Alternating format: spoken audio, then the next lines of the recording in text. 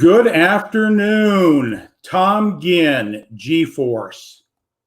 I'm really excited today. G is for gratitude, one of the most powerful words that you can embrace.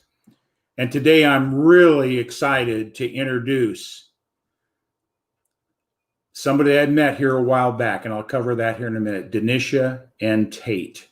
So with that all said, I'm going to introduce you to Denisha. Welcome, Denisha. Hi, Tom. You are like most people that add an extra spice to the name. Denisha. Denisha, I apologize. I I should tease know you about better. that all the time, all the time. Okay, thank you. Thank you. Before we get going, I'd just like to share how I met you. I belong to many different groups here in our area, and it was an organization of bringing people together and collaborating. And you had been to a local women's event in the Milwaukee area, and you came to a downstream meeting, and that's where we met.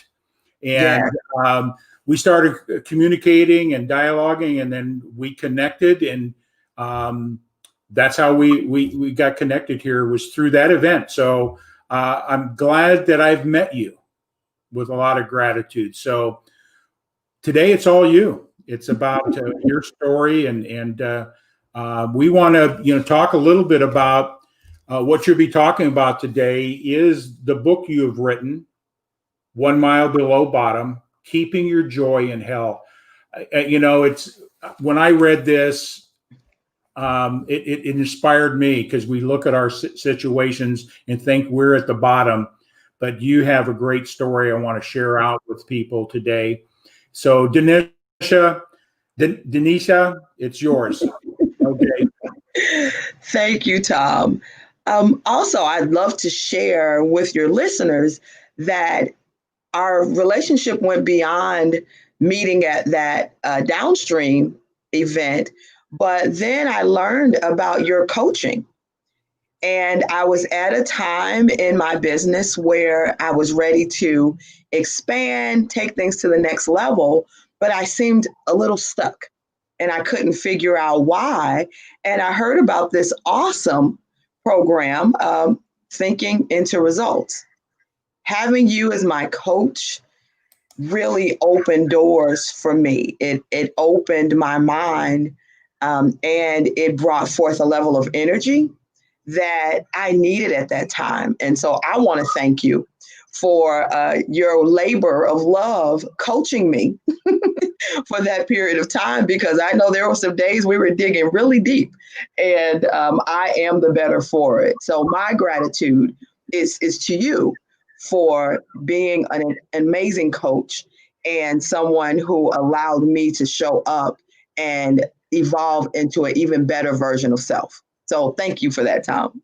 Well, likewise, as being a coach, I get as much out of it with my clients. You were a tremendous client of mine, or coaching person. So you enriched my life as well. So I just want to let you know that coaching is a very unique relationship, and I do have a lot of gratitude for having you part of my life now as well. So thank you, Denisha. Thank you very much on that.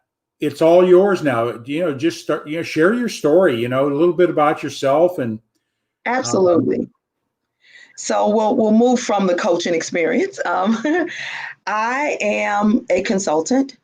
I work specifically with nonprofits and faith-based organizations who are up to something big, who are ready to take things to the next level, who want to expand their reach and increase their impact. But as I personally experience being stuck, organizations can be stuck as well. And so that is my love, my passion, my day job. But as you mentioned in the intro, I'm also an author. Life has allowed me the opportunity to have experiences that were intense, somewhat devastating at times, but I found too common. And there's some of the things that we don't talk about, some of the areas in which we experience in private. And I needed to share with the world with the hopes of starting the conversation. I am hardwired to work with leaders. I understand what it is to be in that seat, to be in charge, to supposedly have all the answers, to be able to instill confidence in everyone that's following you, and to know that it's going to work out each and every time. But if you are listening to this and you're a leader, you know that that is not how the game is played. That is not how life works out. And we wish it could be that way, but it's not realistic. So as a leader, sometimes you're stuck wondering, who can I talk to? Who is my peer that I can share my frustrations? I can share my fears. I can have a think tank with. And so that is one of the roles that I serve in the community. I am a leader's leader. So in my book, I talk about the concept of 1 mile below bottom. And people say, wow, that's an intense title. It's not just a catchy phrase, it was actually my life. So I believe that everyone has a personal definition of rock bottom. And for some, rock bottom may be financial. For others, rock bottom is related to a person or a relationship. Well, I had my own definition of rock bottom, and that was being without a job and without a plan. As long as I had one of those, I was fine. If I was in a job, whether I liked it or not, I was okay. If I was without a job, as long as I had a plan of my next step, I was fine too. But uncertainty scared me to the core.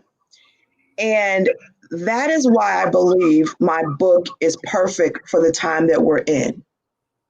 We are in a period of uncertainty. Regardless of what the impetus is that caused your uncertainty, we must all be aware that we are experiencing some level of uncertainty. And so I found myself without a job, without a plan, sitting with uncertainty staring me in the face. And it was devastating. I was at rock bottom. Now, here's the reality.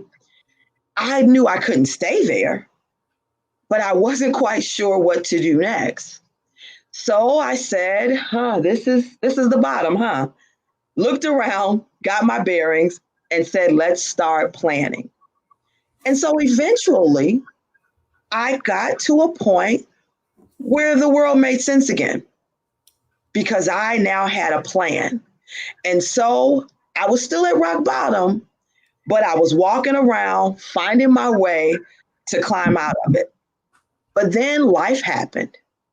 So now, whereas I think I'm on the right path, because professionally I know what I'm going to do, life begins to occur.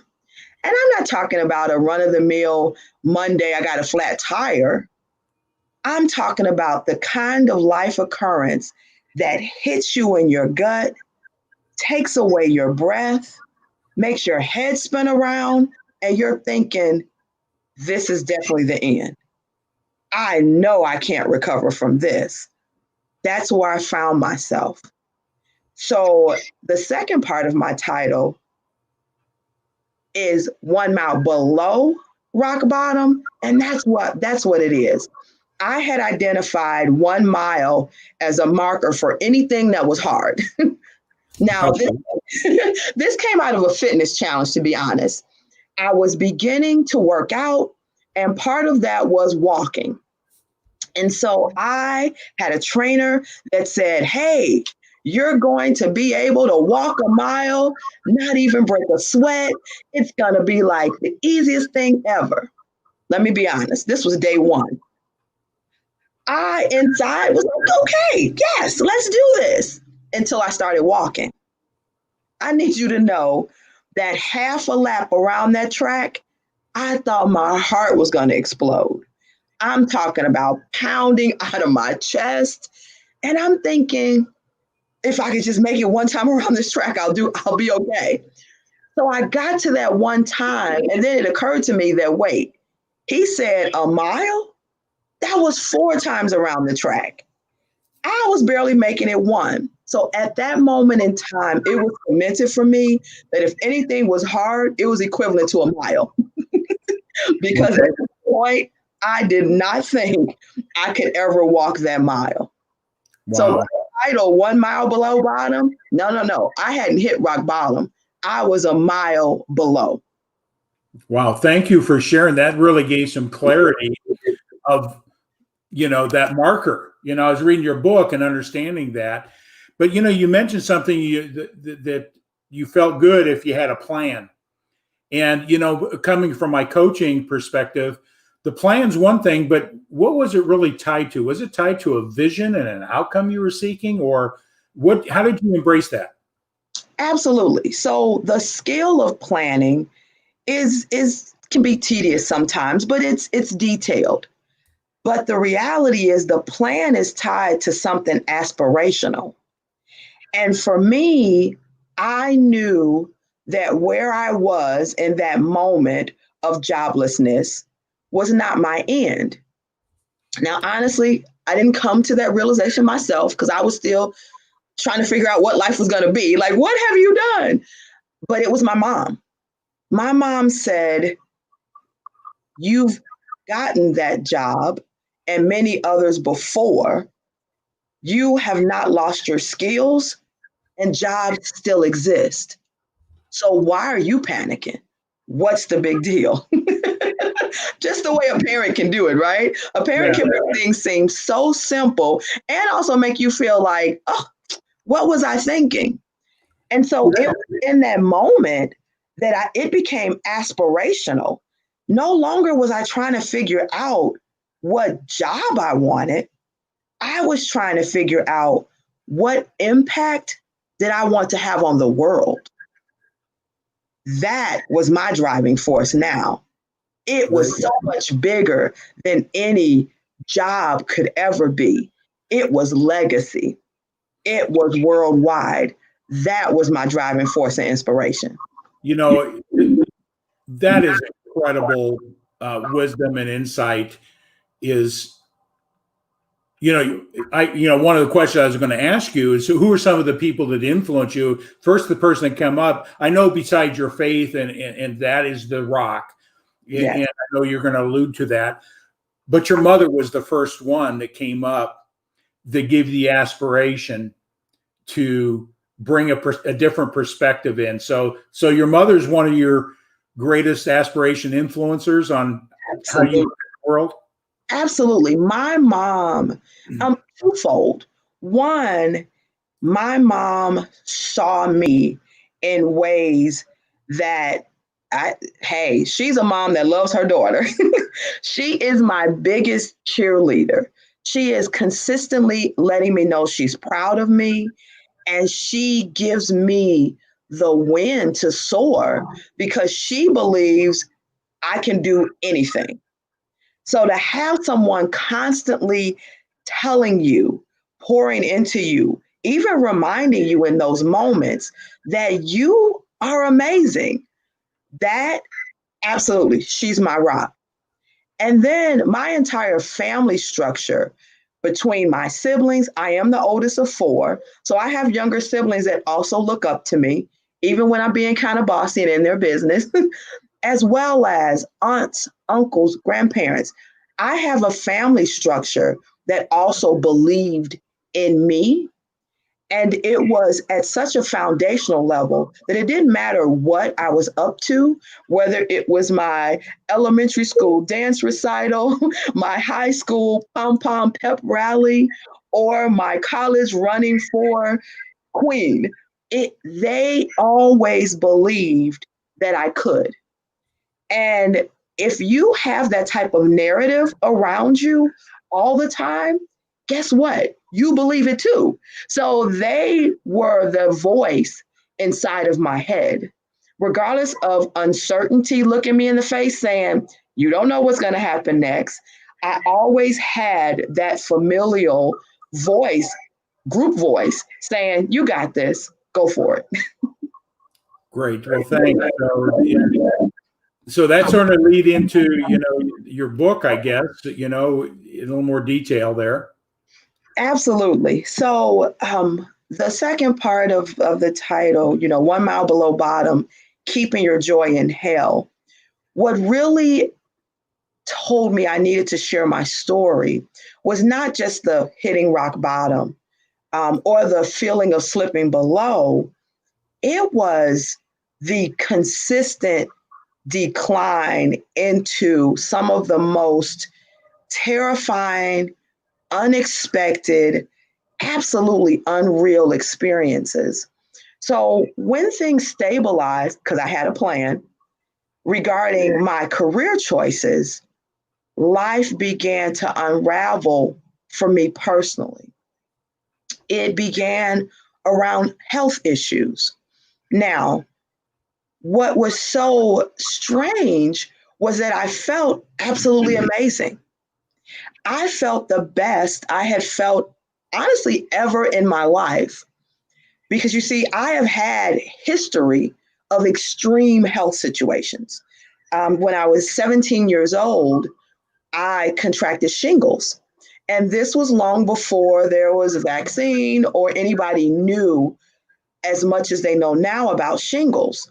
So not only did I have this very painful, disruptive neurological virus in my system, the virus got into my spinal fluid and I was paralyzed from the neck down for 6 months.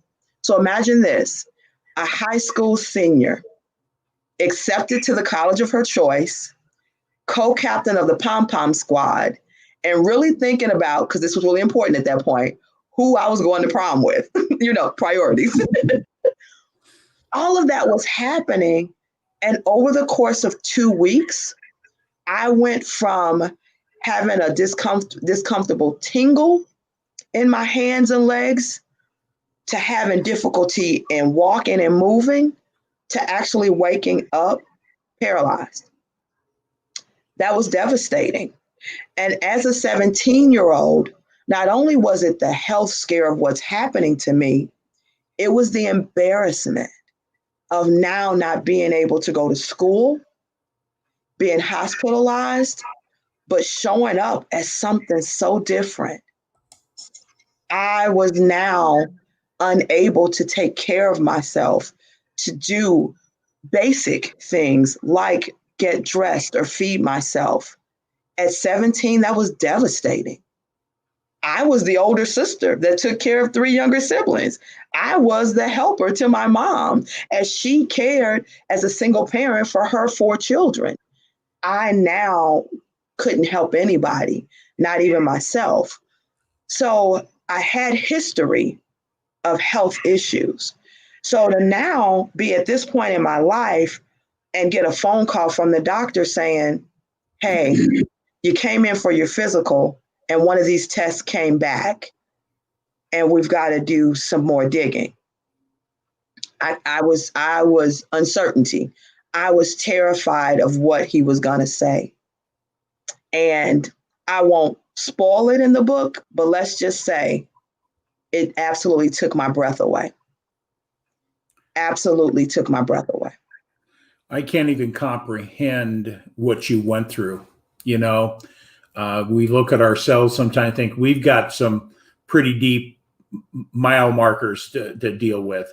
And that uncertainty and many of us just take things for granted. Did that give you a wake-up call of changing your perspective on things and instead of taking things for granted? Absolutely. So I was at the time a workaholic. And what mattered to me was being the go-to girl, the get her done. That was my passion. That was my self-value. But in doing so, I was missing life. I worked from sunup to sunup. Yeah. I declined invitations to hang out with friends. I missed trips to visit family members. I didn't date because at a period of my career, that was going to make things too complicated. Who had time for that? I was confused about what was important. And I placed value on things that honestly should have never been aligned to my self-worth. And so it was in that uncertainty that all of that could have been taken from me. Now, who am I? What do I have? And what's my worth? And that's my caution to professionals, to workaholics, to those that are proud of getting it done, that you can become so intermingled with that job, that title, that task, that your purpose on earth gets lost. And we are all expendable in a workplace. So what happens if the company folds? What happens if we're in a time like right now where you get laid off or your hours are cut so dramatically that you can barely afford to take care of yourself and your family? In addition to the economic impact, it hits your self-esteem because your value was tied to that job, that company, that brand. Well, now what do I do? Now who am I? And I just urge anyone listening to that, if you feel that way, you're not alone. But you have to know that your purpose is bigger than any single company. That is the vehicle in which you will drive to get to the promised land, but it is not your end game. So don't fear the possibility of what's next. You know, that's a very powerful, insightful, giving wisdom, is really getting to the core of who you are and why you're here.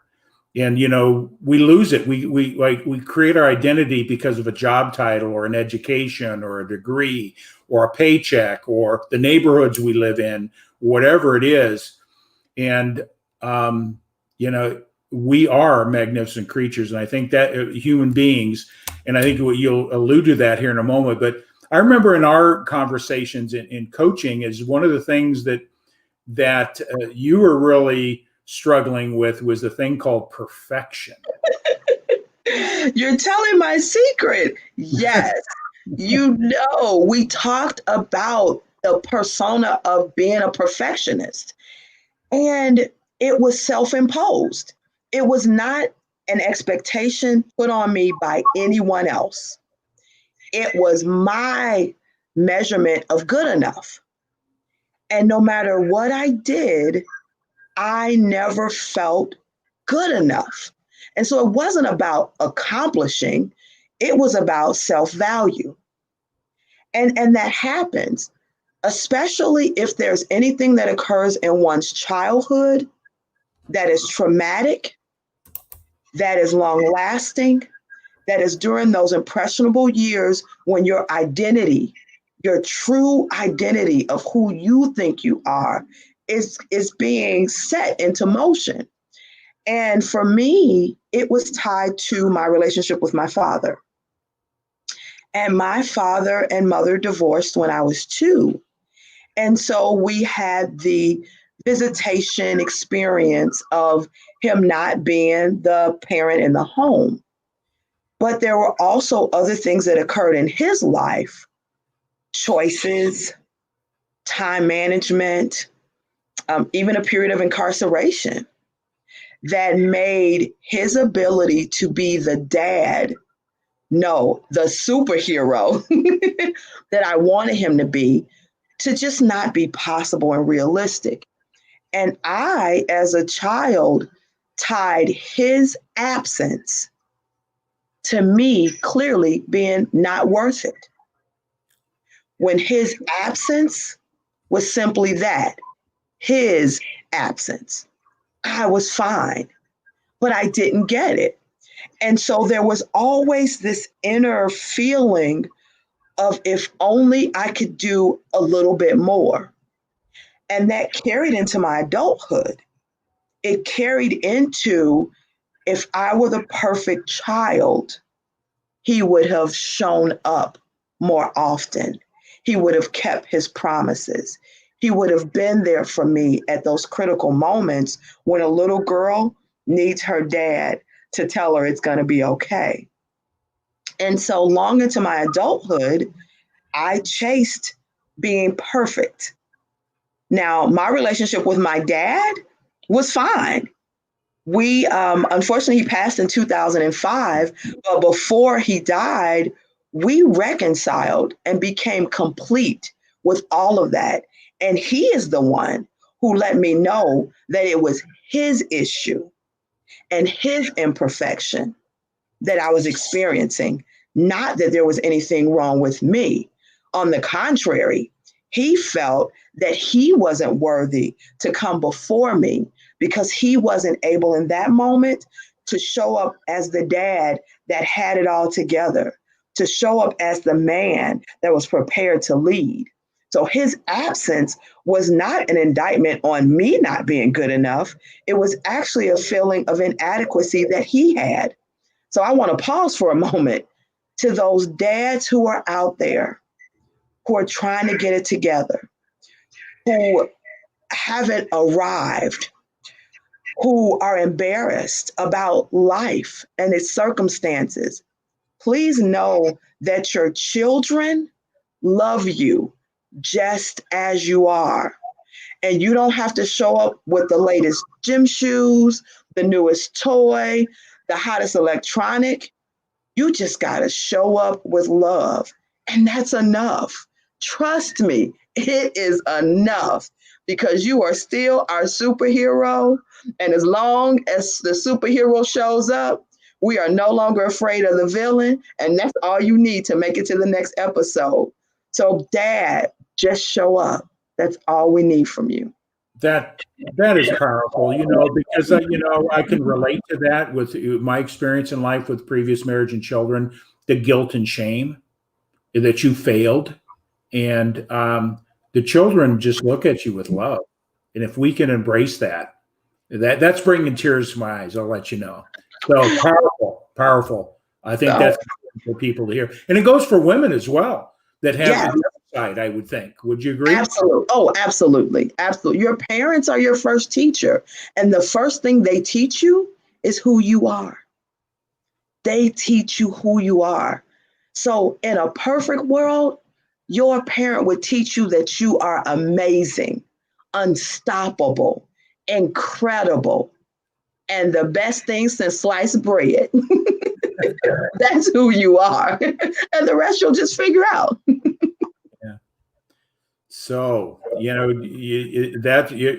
story and that you're sharing here is I know is going to resonate and give people a different perspective of who they are and what's possible for them and Absolutely. their thinking. So I'm going to just keep it back to you. Keep you on track here to So I your. want to share, before we end, I do want to share an excerpt from the book because I hope that it speaks to where people may be right now and the simple answer to how does it get better? Because right now, I feel like I'm 1 mile below bottom. And I'm not sure about that whole concept of keeping my joy in hell because I'm in hell, but I can't seem to find my joy. So I want to share a part of the book. Um, and so this section is called Just Stand Up. So it says, as a kid, I never learned to swim. I was terribly afraid of the water. I have a good friend who is as terrified of water as I am. The only difference is she is substantially taller than me. She stands slightly above 6 feet tall with no shoes on. Let me just say, my height should not even be discussed in the same context. I have a tall presence, and that's good enough for me. One day, she was at a water park and she decided to try the water slide. She watched multiple patrons slide down and end the wet ride in giggles and joy. For whatever reason, she felt the need to participate and exclaimed, I want joy and giggles. It's my turn to tackle the slide. She climbed the stairs and waited patiently as the line progressed on that hot and sunny day. It was about to be her turn. She said she started thinking, wait, should I turn back? Am I sure about this? Although fear set in, she had come too far to turn back. She had to simply take the plunge. She sat down and with a shove, she was gliding. Too late to think, too fast to stop. She relaxed and went with the moment. She thought, this is not that bad. Maybe this is even fun. Wait, what happens at the bottom? She had seen people as they walked away from the pool, but she did not pay attention to the end of the ride.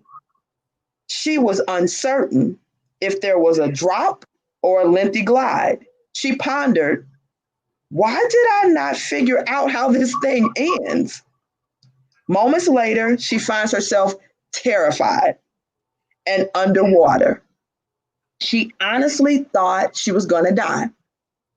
Her emotions were a mixed bag of anger, fear, dread, confusion, and even sadness. How did she let this happen?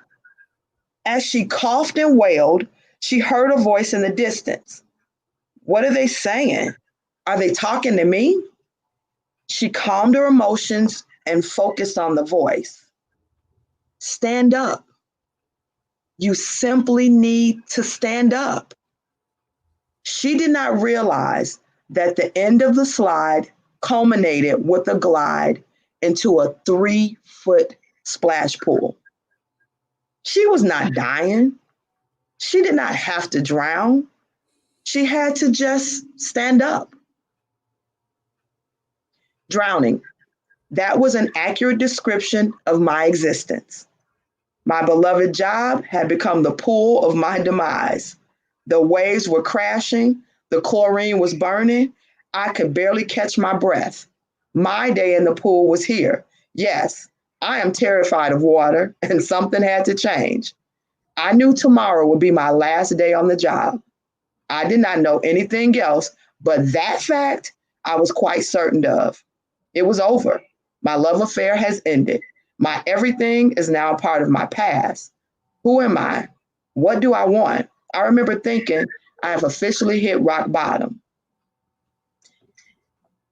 At the end of that, I remembered the story of my friend in the pool, and I just had to stand up. That That was is, the last day on the job. I stood up for me. you have tall presence. The first thing you opened up there was the tall presence. You do bring um, that image of strength and arising above, just in your energy. That's so inspiring in itself. Not the words. I think words are part of it. You know, it paints a picture, but your energy, I think, is the healing grace that you bring to everybody around you. And I just wanted to say that from my heart. Thank Also, you know, part of this whole thing is to, you know, bring light from your perspective to darkness or to the depth or the pain. Yes. What, looking at where you are today, looking forward of who you are and what you want to light up in the world, what would be that legacy that you want to create? Absolutely. It is to teach others to live my mantra. My mantra is live love. And that was a moment in time that was the biggest aha I had ever experienced. You see, during the journey that led to my book, I was existing. I was going from day to day.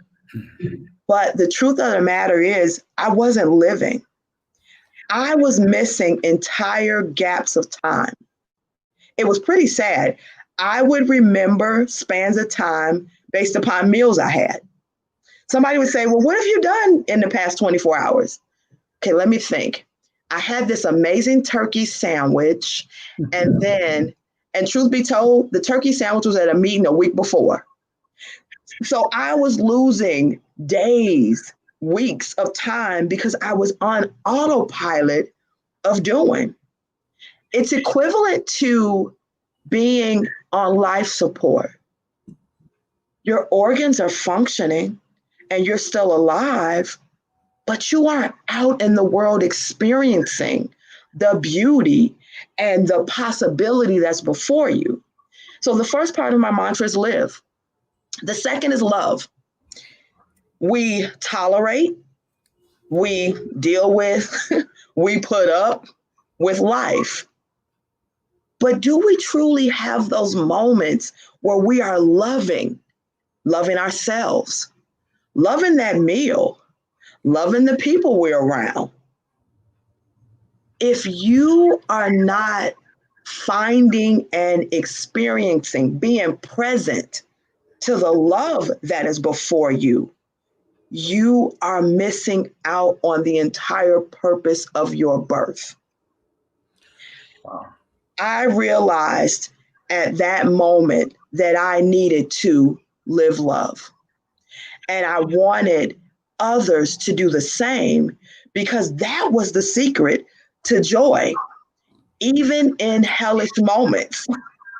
I live love. And it became simple things like going for a walk and seeing two squirrels play and frolic and run and chase up and down the tree. I could move myself into almost being a part of that game of tag and just feel how awesome it is to be that footloose and fancy free.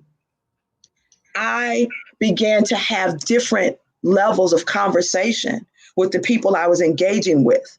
No more surface. Tell me what's really going on for you. What's happening? And then to have people pause and say, I don't know if I thought about it. But eventually they would be able to tell me about the most amazing flower they smelled that day, or the most tantalizing scoop of ice cream they had in the summer. That allowed me to experience their love, to walk along the side of their living. And I was determined from that point forward, I would always live love and help others do the same. So that's my legacy in the earth, because you can't always control circumstances and things rarely work out the way you expect them to. But your joy is something sacred. It is a gift from above, and you are obligated to keep it, even when everything's falling down around you. But how do you do that? It is through understanding how to live love. Yeah. You said something, people are seeking happiness, but what we're really seeking is joy. And joy comes from a higher level, from love. And that's what we're really seeking. Those moments that embrace us in our life, the joy of our children, the joy of smelling the flowers and really embracing it at a different level. So as a coach, and what I encourage people to do is seek joy. Yes. Through love. Love is the highest order that we can, and it changes everything. It creates joy in our life. It's not happiness. Happiness is temporary. I can change. I could be happy momentarily and be in depression in 2 seconds later. It's joy that separates something. And then what goes to the G-force is being grateful. Gratitude are these three words that have come up through today: your love, live love, have joy. And then I throw my word in here, gratitude. Yes. Sort of rounds it out, because when we have gratitude in the littlest things, it opens doors. When we have gratitude in the pits, we see the world differently and we have hope through gratitude. And it's certainly those three words, I think, are really powerful. And you are the essence of those three words. Oh, thank you. I am so I'm just bubbling over right now because you're so right. The rounding off of it is gratitude. It is an acknowledgement of that joy that I was allowed to have, that love that is permeating and vibrating all around me, the living of that moment. I am so grateful for that moment and the next one and the next one. And gratitude allows you the pause to realize it's all happening for you. Like that's such an amazing place to be. Well, my friend, an amazing story you shared, just the essence of your book and the essence of who you are. And, we could probably spend hours on this. I'm going to have you come back. Absolutely.